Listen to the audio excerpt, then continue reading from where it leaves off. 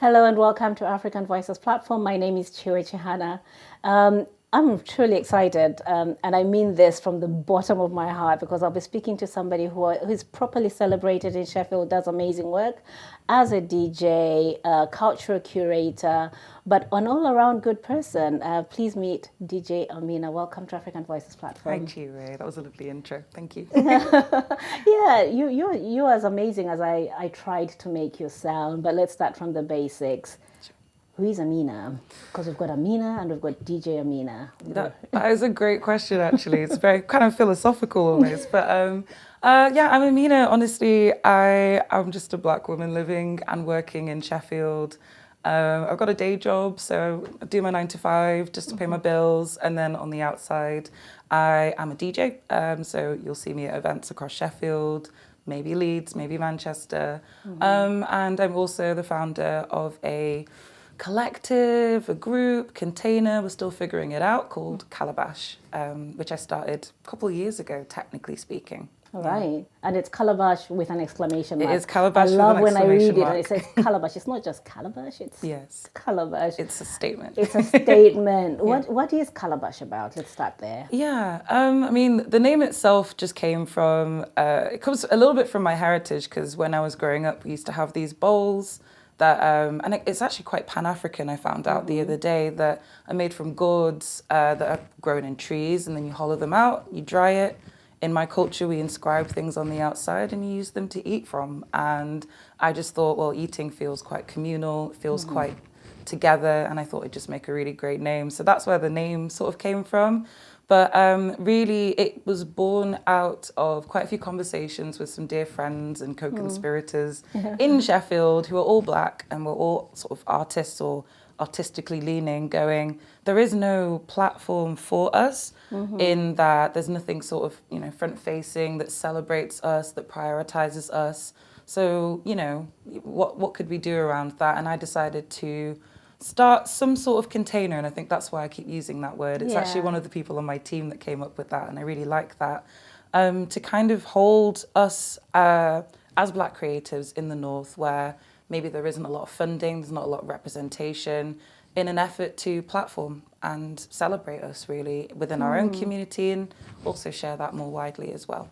So it's quite, it's agnostic of any sort of like artistic practice. It could be poetry, which is where it started, or it could be DJing and music, and really it's open to take the shape of the people who want to participate in it, really. Wow. Yeah. And so it's intentionally black? Yes. Intentionally black and creating that. And I didn't realize it was beyond Sheffield. So when you say North, you're thinking Manchester? So yeah, I'm thinking, I opened it up to the North because I guess it's part of the conversations we've been having around the arts in the UK as a whole, how oftentimes the North can be a bit neglected sometimes in those conversations.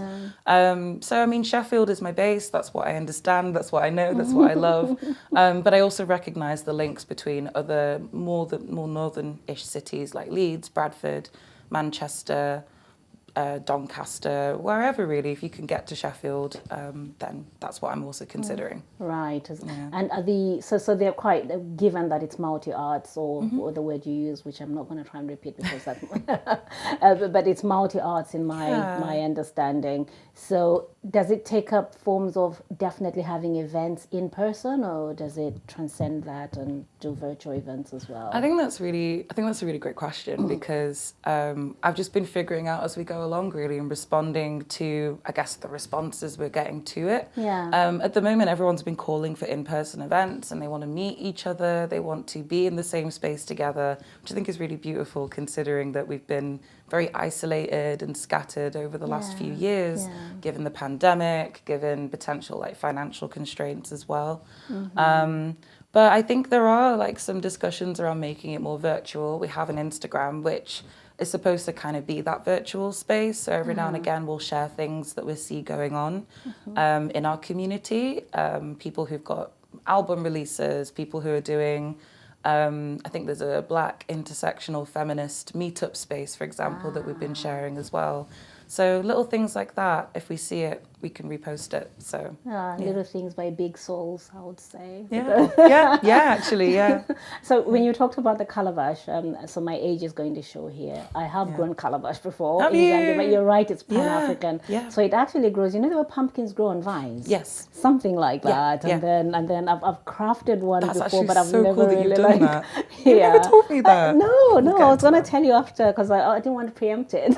I want to talk about that more with you. Yeah, and so I have some. And so we don't use, in Zambia, they're not primarily used for food. They're actually used to make alcoholic traditional drinks or even just beverages that you can make that need a bit of fermentation. So that's how it works. That's really cool. Yeah, they also used to make instruments as well, which is something I sort of neglected weirdly because this is very musical what we've ended up doing. But yeah, they make instruments too. So I didn't know they had that use in Zambia. Yes. Musical instruments, of course. But of course, you I was like, oh my gosh. We just take them for granted because we see them so much. We do. But yes, they do that. I like that you actually chose the calabash. Because it's something that I like. Yeah. I like aesthetically. So in my house, if you went to my house right now, there are 2 calabashes. They're not used for anything except decorative purposes. So they're hanging out there. And that's right. They're also decorative. That's true. They're so decorative. Yeah. What was the first calabash event you did 2 years ago? So you decided, I'm going to do this. And then what did you guys do? It was actually, if I remember correctly, it was actually just like a small get together in the radio I used to work with, and I just invited people to come along. I think I invited some of my friends like Siegfried to come and like DJ and just to gather everyone. It's actually one of my friends' birthdays as well, so we kind of just lumped it all into one. And there were some photos somewhere, and really I ought to document it properly because I think at the time I was very insecure about the turnout because it wasn't very huge or largely attended, but the people who came really enjoyed it, and then I ran out of energy to keep doing them. But that was the first event, technically speaking. And then the more forward-facing thing that I think everyone kind of remembers and is actually documented online was an open mic, actually. And I think starting Calabash, coming from a background where I've been to parties, I've helped organise them, I really wanted to take it back to something more communal that wasn't just in a certain environment, which is why I thought an open mic would be great, because actually a lot of my friends are not DJs, they're poets. And a lot of them wanted a place to express their poetry without having to self-censor.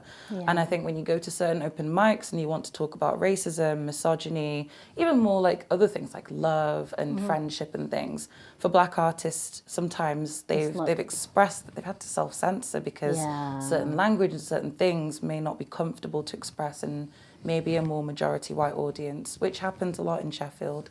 So an open mic was the idea to bring people together in a way that was accessible to lots of different people who maybe didn't want to go to a party, which I understand. Don't really enjoy them either, actually, but wanted to still be part of something.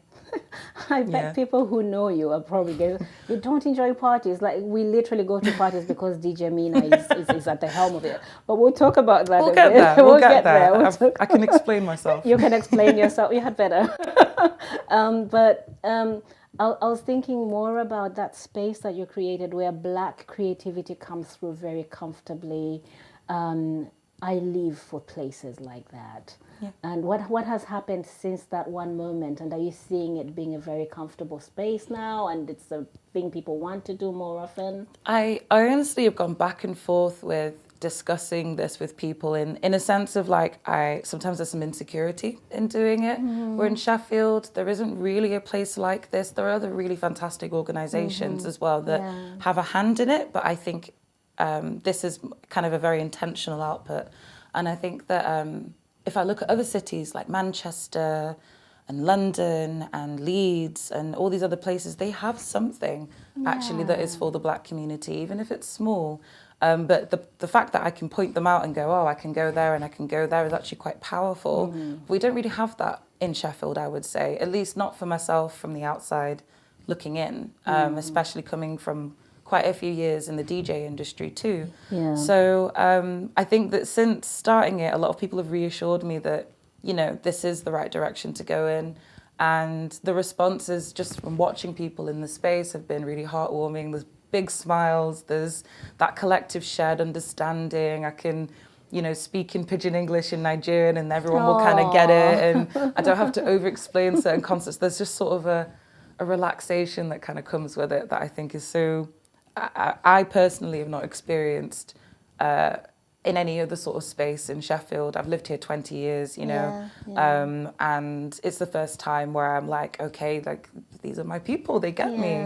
And it feels safe. It feels safe to laugh. It feels safe to be loud. It feels safe to be quiet. It feels safe to be any which way, as you just said. So I think there's been some chat and some talk around making it more open to people of colour, but at the end of the day, my lens is through blackness. That's what I understand best, being a black person. And I wouldn't also want to co-opt other struggles, I think, into the black experience just because they are distinct and they are very different. And I think that that's an okay thing to understand and actually centre as well. Right. And how, I'll ask you about the second event after that. What happened? What was after the first one? What did you do? Well, we did quite a few open mics and then we went quiet for a little bit. And I would say like the most significant thing we did is we took over Gqom Records in Sheffield at Hagler's Corner. So we took it over for an evening and I have to say, on my part, I didn't promote it very well, but people came through. They showed up. People showed up and people absolutely enjoyed it. It was all black DJs on the decks and everyone else on the floor, and people just had such a good time. Some photos have just come out, actually, from a photographer, and I was like, oh, we were having so much fun, weren't we? So that's probably the other one out of recent memory. Recent memory. So who are the other DJs that you collaborate with, the black DJs in Sheffield? So actually we're not all DJs. So I'm working with Grace Lee, who's interdisciplinary artist. She's done everything from virtual reality games to costume making, but she's a force in and of herself. She goes by Some Gal. I'm working with Hazel J as well. Now Hazel J is kind of a fairly new DJ on the scene, but she brings the energy and she brings the ideas. From her teaching background, she's very good at organising people and engaging people, and she's so much fun to be around. So we've got Hazel J, we've got Some Gal, those are the two main DJs. We have Anissa as well, and Anissa was a resident on the radio I used to be on, and she brings like sounds from all over the globe, like centred in blackness and jazz, and just amazing the way she kind of weaves a story together through her mixing. So we have Anissa as well. And the last person on our team is Venice. Venice is another interdisciplinary, but she's got a voice. She can sing. Not she's a little shy about it, but she's also a model as well, but very much entrenched in the arts. A frequent attender of things like open mics as well. So she joined through that love of like the open mic and like sharing art and poetry and singing and all of those things. So those are the other girls with me on the team. But in terms of other DJs we collaborate with, we've collaborated with other DJs from a collective called Grind as well. Are they local to the north? They're local to Sheffield, actually. So they're a group of black, non-binary, or actually people of colour, non-binary people. Cutie Pock, I think, is what they would go by. They actually did an event at Gut Level, and they've got a whole host of DJs as well. And we're actually doing a collaboration for a little pre-carnival warm-up in August at Gqom Records. Okay, nice one, that's another sort of band of DJs that kind of understand and respect our ethos that we've been working with too. Wow. So which Amina is at the heart of Calabash? Because you're a talented DJ. You do poetry as well, is that right? Not quite now. Dabbled a little bit, but not anything I'm comfortable to share just yet. But I'm working on it. But there's also Amina the techie. We're going to talk about that. Sure. Yeah. Which one is at the heart of Calabash? Is it the DJ? I would say maybe it's Amina and what I kind of encompass in a way, because it's weird how many transferable little things I've got. So from the DJing side, I've run workshops. Actually, those are probably the next sort of event things that I did. I ran some workshops to teach people how to DJ. This is some industry standard equipment. Let's learn. I will show you. So there's that side of it. And then by working as part of a group and by working by self-organising, I've had to take skills from my day job, which is, yes, also the technical bits, like all the coding and stuff, but it's actually the organising and project management side of things that I've had to lean on from my day job that I've had to cultivate over the years that have then lent themselves into organising things at scale that are in the arts, actually. So, you know, Amina the techie kind of has to spin quite a few plates in her day job, so I feel as though some of those skills are really transferable, so I've had to use Yeah. those too. And yeah, it's interesting actually. I feel like maybe it leans more towards the DJ because I just love a good time. And I the love whole black woman. You're just a black woman I who guess loves what so. you do. I guess so. Yeah, And creating that's spaces. right. The DJ Amina. God, that's how I first encountered Yeah. you, and most times that's how I encounter you. Yeah. You've done big events. I've seen you at Migma. I can't even remember because almost everywhere we just say DJ MYNA, DJ MYNA. But some of the headliners that Migration Matters Festival has held, you are the DJ that rocks up there. What other big shows have you done, and what's that like to be you? I mean, it's such a weird. I feel like I live a Hannah Montana double life sometimes because it is weird. When I say that, people are like, "Oh, you know, I don't know what you mean by that." But like I said, I got into DJing for my love of music. At the end of the day, I've always loved music. It's always been a big part of who I am. It's how I kind of connect with my mum. My mum's also really into her music. Nice. That's so nowadays, but we still bond with that quite heavily. So it's always been a big part of me. So I think that the DJing side of things has always been that love of music. Am I a fan of a crowd? I love a crowd when they're DJing, when I'm DJing and like they're dancing, but being in a crowd, not always, not always so comfy. And it's funny, I ran an event for Calabash a couple of days ago and I had to turn the music down a little bit because I'm like, does anyone else find this a bit loud? I feel like a bit of a grandma sometimes. I'm just going to turn this down. It's a bit loud. So that side of me still exists, but I absolutely love being able to scan a crowd and go, right, I'm going to get that person dancing, that person dancing. Wow. These people are at this event. I think they're going to know this song. I'll play this for them.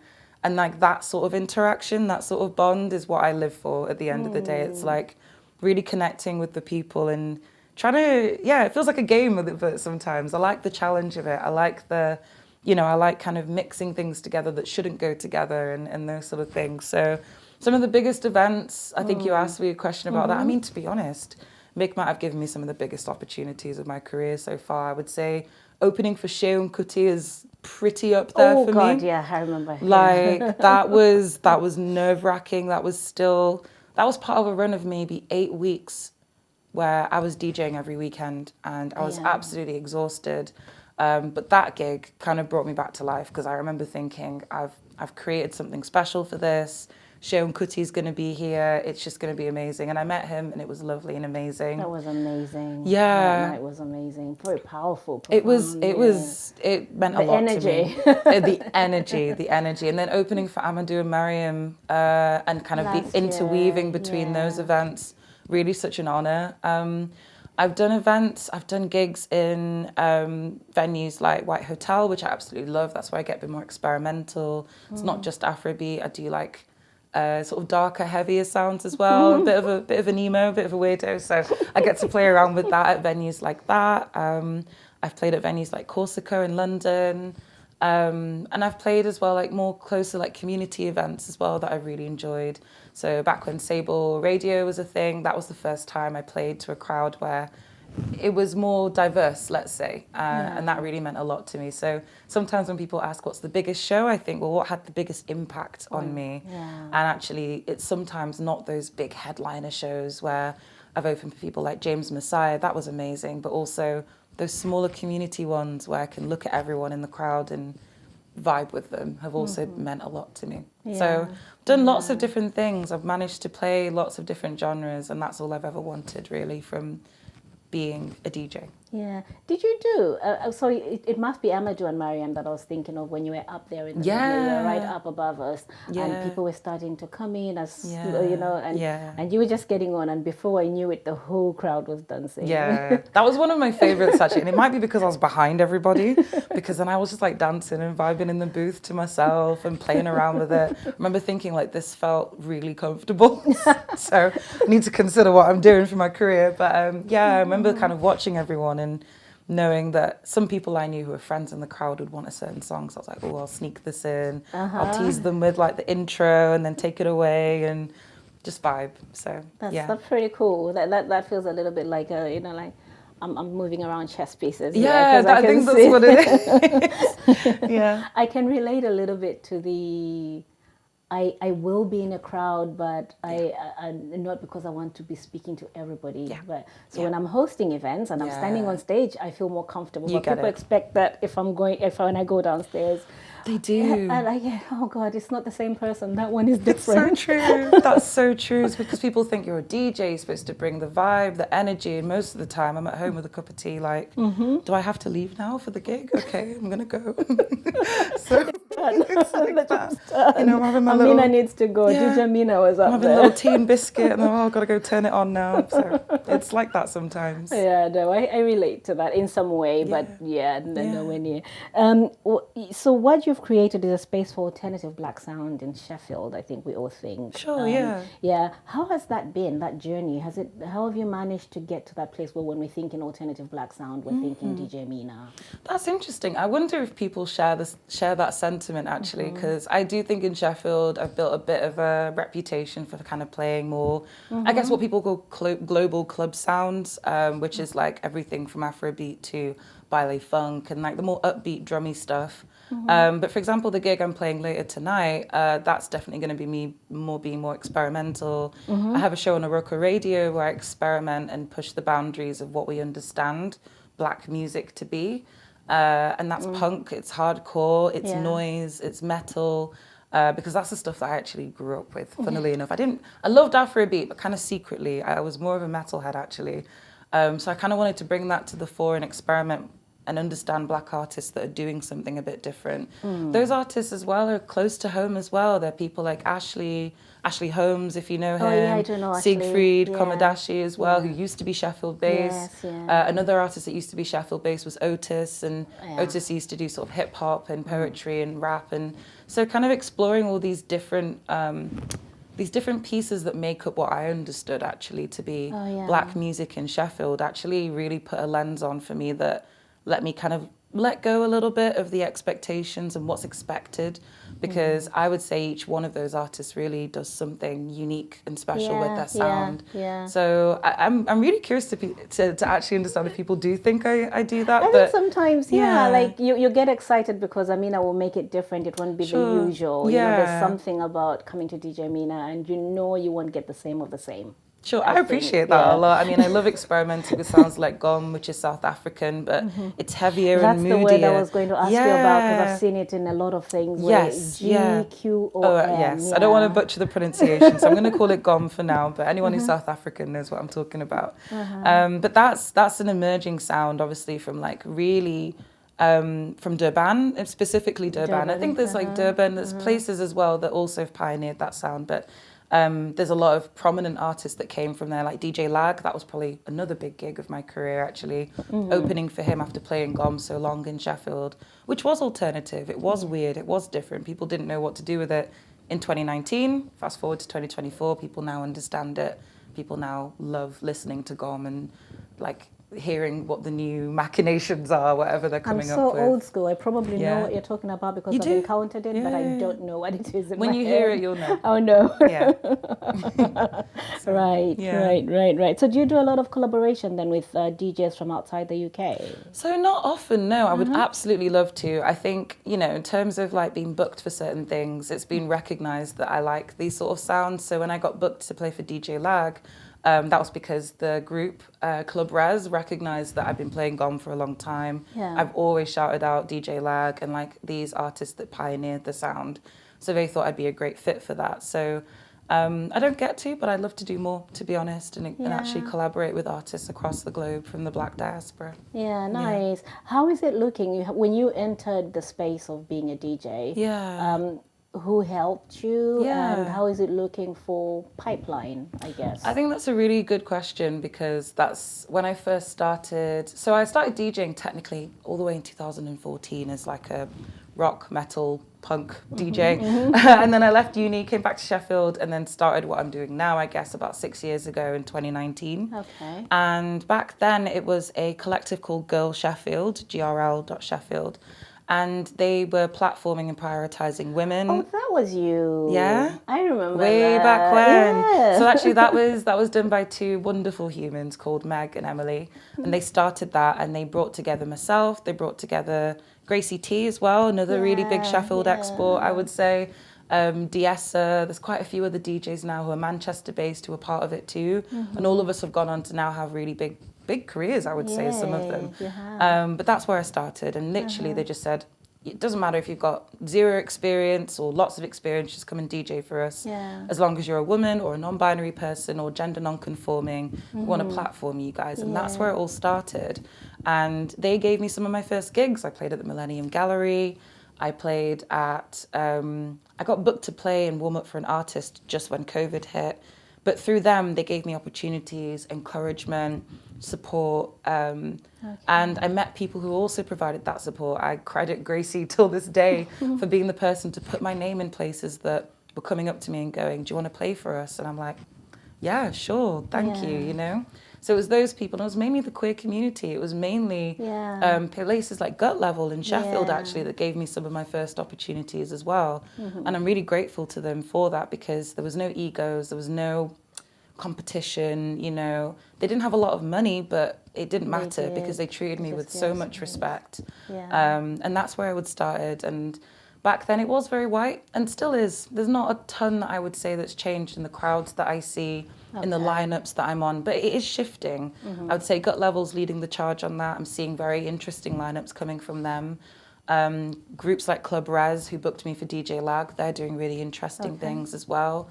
And there's also this cross-artistic collaboration as well with places like White Teeth and Groundwork came together and they collabed and they did something special with the lineup. So I would say that things are changing and people are more conscious now. The landscape of music, I think, is changing, but maybe in more niche settings. I would say that it's still quite white dominated in the scene, I would say, and in many ways it's rolled back as well. It was good. I would say 2020 had Black Lives Matter. People were very conscious now. The hype was there. The hype is a good word actually for it, because people were now being called out for not making the right decisions, but they weren't moving with intentionality, and you can tell that because people have now rolled back. And blatantly so. It has been. Very unashamedly, I would say. Yeah, that's the word, unashamedly. I was going to say very comfortably, but unashamedly so. And then, so thinking of that pipeline, where are we seeing the other Aminas from the Black community? Do we see anything happening yet for the younger ones? I've definitely seen things change and shift. The other Aminas are so sweet, actually, because I think of them as their own little, their own things, you know. But yeah, I mean, doing Calabash workshops last summer, I think opened my eyes to the people who are really keen, but classically, the people who have the least resources and the least time to also get into it. I was very lucky because lockdown happened and I bought myself some equipment with the money that I saved and taught myself more advanced DJ skills by myself. But obviously not everyone had that opportunity when they were thinking about DJing. So providing access and opportunities to these people is absolutely crucial, and that's where you're going to get the pipeline. So last year I was able to kind of curate some workshops and we put some people together from the Black community. And since then, actually, some of them have absolutely flown with it. So you had Grace, who came along. Grace Lee, some gal, she came, she learned how to DJ by herself, but also through some of the workshops. And now I've seen her DJ across Sheffield. Hazel J is another DJ as well, who works as part of the team, and she's also been DJing more and more. We have Bookie, I think she goes by Wahala. She's also been DJing, and actually she's come along leaps and bounds, actually. She's been DJing at Haggler's Corner and various other places. So they're there, they're out there. It's all about creating the platform now where, and I've found that it's better actually to create a collective as opposed to being an individual. It's so much harder being an individual. When you've got some backing and you can put like that foundation behind an emerging DJ, it makes all the difference, because then we can talk about all the other bits that come with DJing, like the promoters you want to avoid or not avoid, and the fees and the equipment and what to expect when you go to a gig, how to be treated properly, because I think when I stepped out of those queer spaces and I stepped out into the mainstream, there were things that were happening that weren't so comfortable, that felt very alien, and it felt very lonely as well, because, you know, things changed a little bit. So creating that hopefully should kind of not cushion, because we can only do so much, but actually give a fallback for some people who do want to get into it and want to ask questions and want to grow and learn. So they're out there, and I'm really excited to like, do more with them, showcase them. But it's all about time, opportunity, space, equipment, money, those things are acting as some barriers for us, but are ingredients to kind of creating that success and that pipeline. Can I just say thank you that you're actually even willing to say I could tell you about what doesn't work, how, because we don't, that those are the things that probably limit a lot of us from entering spaces would love to be part of, and nobody there to tell us. So thank you for that. Oh, yeah, thank you. I'm appreciating that. It's so rare that we get that. At one point, I mean, you showed up as a DJ for a radio station, and we're African Voices platform have got a radio station, and you know, like, what lessons can we take from doing that for so long as we're building? What did you? I think that's a great question. I think I learned a lot from that experience around managing my time and energy, first and foremost, and expectations. Radio is such a beautiful format, which is why I poured so much into it for the years that I did. And I've seen it take us places that artistically, but also physically as well, with opportunities that I never thought were possible. In the time that I worked with the radio, we went to We Out Here Festival, and we were picked to bring some DJs with us. So the format of radio allows you to kind of lend into sounds that you don't normally get to play out to a crowd, because maybe it's a bit more still and a bit more quiet and a bit more experimental.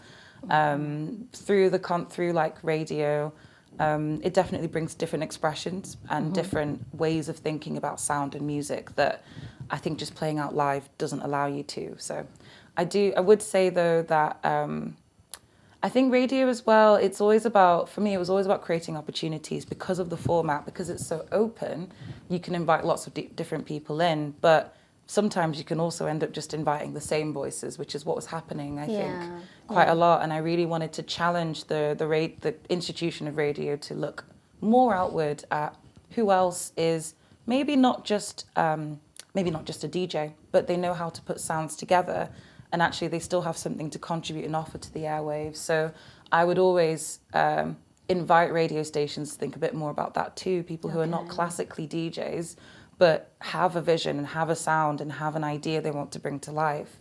To think a little bit about that demographic of people. I think the expectation side of things is that radio is not that easy. No, it's tough. I think earlier we even talked about raising funds. Raising funds, radio is not the most lucrative, you know, unless you decide to go for like sponsorship and you put ads in there maybe, but that can often sometimes dilute the message of what you're doing. So if you want to be independent, it's going to be really tough, because getting money and getting consistent funding is tough. It's difficult. I'm not quite sure what's going on with the funding institutions, that they don't see radio as a valuable investment. And I think especially when it's independent media, I think so. Establishment ones, I think probably seem to have it easier. I think so. I do often wonder about the ties with like pirate radio, and maybe there's a reputation there for independent radio because pirate radio had a reputation back in the day for, you know, being a bit grubby and maybe a bit unreliable. I wonder if that's a perception that still persists for independent radio. But I think if you can demonstrate consistent output, interesting voices, different voices, I think it'll go a long way. Wow. You talking about pirate radio has just excited me, because I'm happy to be associated with that idea. Me too, though. I really enjoyed the fact that we were doing something really grubby and internet, but it was raw, and it was, you know, we were trying to hold computers in a certain, you know, configuration to get the good Wi-Fi, and you know, streams would go down. We'd have to get it back online. There was something electric and live about it that was very exciting, and I would dedicate my 9 to 5, and then I had my 5 to 11, you know, and I would go and I would, you know, produce the radio and get all the guests in, and so there's definitely still something very. So the fire inviting. For you is there. I was never part of that. It's just that I, just by association, and I think some of the people that are mentoring me, who are probably in this studio right now as I speak, are from that generation of the original pirate. Shall we talk a little bit about some of the other stuff that you've done? I was just thinking, did you do refugee fundraisers at some point? Yeah, I mean, it wasn't myself that organised those, but I've definitely been asked quite a few times to DJ for organisations like STAR. And a couple others as well that I really wish. Moonrise as well. STAR is with the universities. I think so, yeah. It's a student-run organisation. In support of refugees. In support of refugees. And I think I also did Moonrise way back when, which I think was an organisation to help support or ending period poverty. Oh, good. So yeah, I've been asked to do quite a few like sort of fundraising gigs, which I'm more than happy to lend my talents to whenever I can. Yeah. I was thinking as well with that when I saw that you did some of that, a few community-led events. What do you think the role of music is as far as you are in community care? Wow, that's a really big question. It's very topical now as well, in that people who are outside of the DJ sphere may not know about the conversations we're having to have about the role of music in community, but also you know, being political actually, and having to use your voice to do something and use your platform to do something.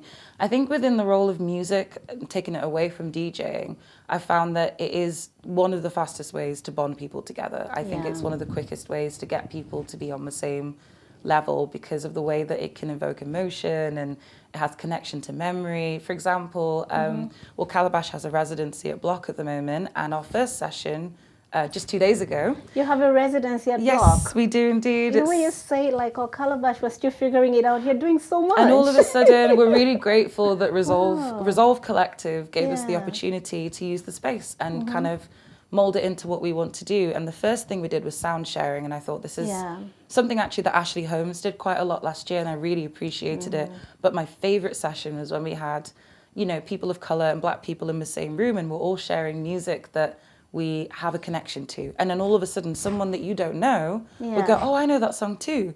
And I understand that. And I think that the role of music in community, it's that it transcends language. You know, you don't even have to speak the same language to understand the beat of a drum or something that's more musical, you know. And I've seen, there's a DJ actually, Kyla C, who's been mentoring a young boy as well and teaching him how to DJ. And actually, he's a fantastic DJ now, but like that transcends age and barriers and all of those things as well, and giving him an artistic output. So Kyla has done an amazing job with him. So I've seen music manifest itself in all these different ways in bonding people together because, again, it can transcend just that language barrier, that age barrier, you know. We were listening to the other day, for example, the Lijadu Sisters, listening to, I think it's Come Home or something like that. That's a song that my mum knows, but that's a song that one of the participants who's like my age also knows. So, you know, you get to stick together all these things through collective memory and anchoring that to that moment now. And now we can go away and say, well, actually, I was in a community space and I heard this song and we spoke about it because we all shared our thoughts about it. So I think that's one of the reasons why I believe that, and I've always been so passionate about music, because it was one of my first like sort of sparks of like a bond with like my own family, going to Nigerian weddings and all of that stuff and dancing and all of that. And that's what I love to bring to like my sets and stuff. And and also just like, you know, sharing songs with each other outside of that unit, you know. Yeah. And sometimes it's the conversations you're not able to utter, they come out through that music, isn't it? Definitely, like definitely. The One thing we have in common is that we're part of the Black Artists Collective. We are, here in Sheffield. How has that been for you, that experience of being part of that particular set of community? Because that's also a different one to what Calabash is doing. So this is it. I mean, it actually inspired a lot of what Calabash is, to be honest. And like, as much as they may seem distinct, they're not. They're just, it's just a facet, you know, of what we're all doing and what we're all trying to achieve. The Black Artists Collective for me was such an affirming experience, I think, because I came into it as I'm just a DJ and I press buttons, and I met painters and poets and writers and all of these amazing talents and people who I never thought I'd even get to speak to for any length of time. It's funny, Patty is a painter, and I've known about her art for such a long time, and I met her in person. I was like, and I remember DMing her going, oh, I'd love to come to your show, and then she waved at me, she's like, oh, I'm Patty, and I'm like, you are? So I got to meet all these people, like these people who I really admire and look up to, so I feel like that was such an affirming experience for me, because, you know, I always say, oh, I'm not really an artist, but actually a lot of people challenged me about that at the time. My artistic background was in painting and drawing, actually. I really wanted to study fine art at uni, I didn't. African parents, what can I say? God bless them, because you know what, at the end of the day, actually, they made a good call, because I now am back in the artistic community. Yeah. Because they knew that I'd always find myself and find my way back. So painting and drawing was always my bread and butter, and that's what I loved doing.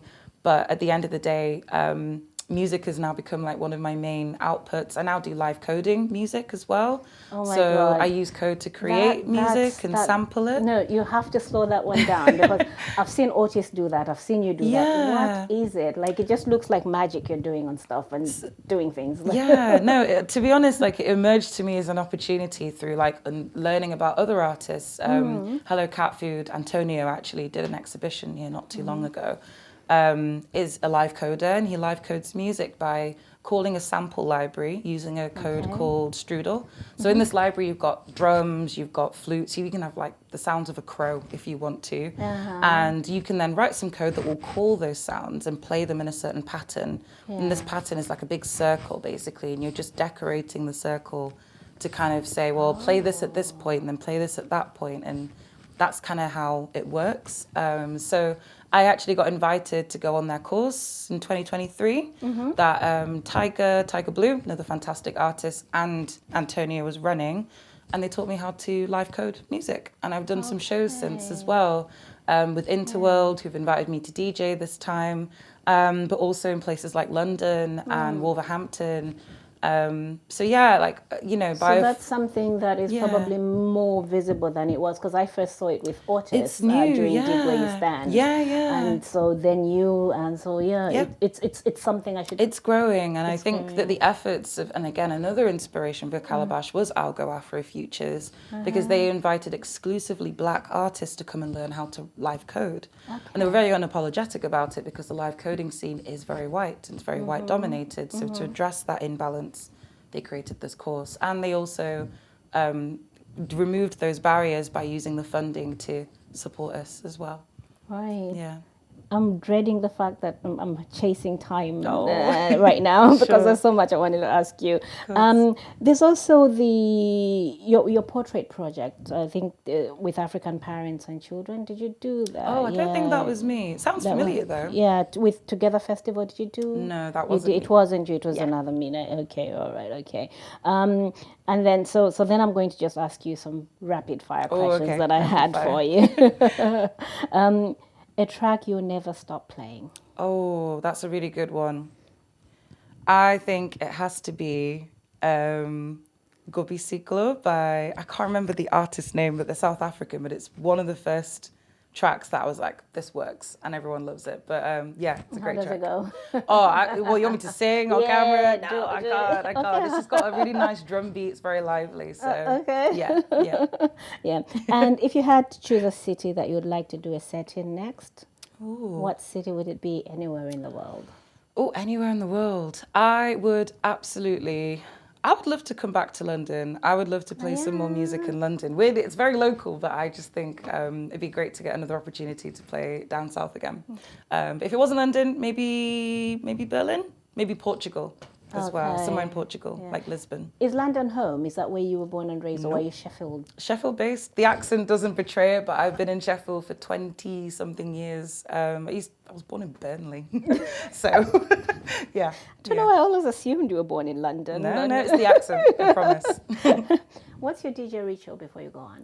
Oh, my DJ ritual before I go on. I don't think I have one. If I'm at home, I'll usually have like a cup of tea. I always have to have some tea or something calming and relaxing, and always listen to music that's the opposite of what I'm going to play. So very chill. I like a lot of indie music.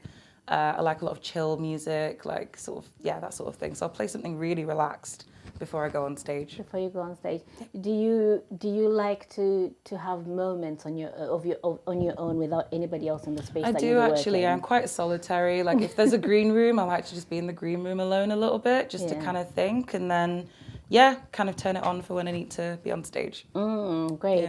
Yeah. One thing I tend to look for in people, like when you were talking about how you like to be this person here and another person in the crowd, is I don't know why I do this, but if I'm going to be hosting an event, I go into the room and I walk around it before anybody else comes in. I feel like I want to own the space. I like that. It makes sense as a host. It does. Yeah. And then one word to describe your sound, your own sound, your uniqueness. I would say loud. And there's a reason. I just like loud. I like loud, rich, full sound. And like that's usually my goal for whatever I'm playing or whatever I'm creating.